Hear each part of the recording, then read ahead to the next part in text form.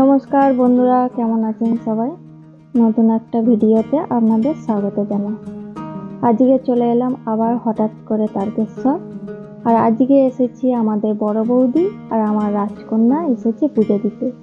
আর বড়দার আসার খুব ইচ্ছা ছিল, বড়দা তো কালকে শিলিগুড়ি চলে গেছে, ওই জন্যে আমাদের বড় বৌদি আর রাজকন্যা পুজো দিতে এসেছে।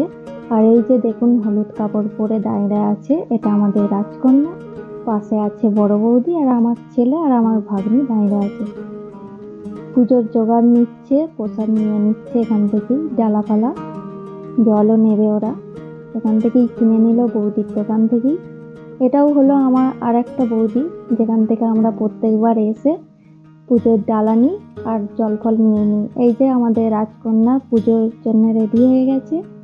আর এইটা হলো আমাদের বাউন মশাই, রাজকন্যা আর বৌদির পুজোটা করিয়ে দিল বাবার মন্দিরের সামনে।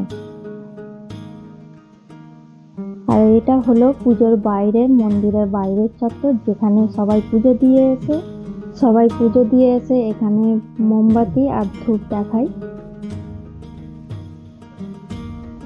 আর বৌদিরা আর আমাদের রাজকন্যারাও আর বাবুরা সবাই পুজো দিয়ে চলে এসেছে।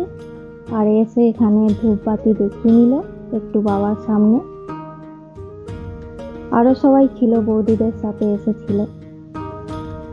আর বাকিটা দেখাতে পারলাম না, একটু বিজি ছিলাম, ভিডিও করতে পারিনি, ওই জন্যে এবার দেখালাম যে বৌদিরা বাড়ি চলে যাচ্ছে। এই যে রেডি হয়ে গেছে, গাড়ির কাছেই দাঁড়িয়ে আছে। বৌদির সাথে একটু গল্প করে নিলাম, অনেকদিন পর বৌদির সাথে দেখা হলো, আবার কবে দেখা হবে জানি না। বৌদিও রেডি, গাড়িতে ওঠার জন্য সবাই রেডি হয়ে গেছে। আর বৌদিরা এবার বেরিয়ে যাবে।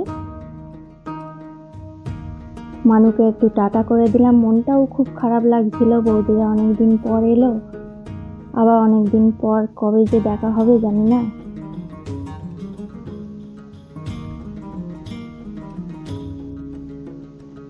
আর এই যে বৌদিদের গাড়িটা ছেড়ে দিল দুগ্গা দুগ্গা।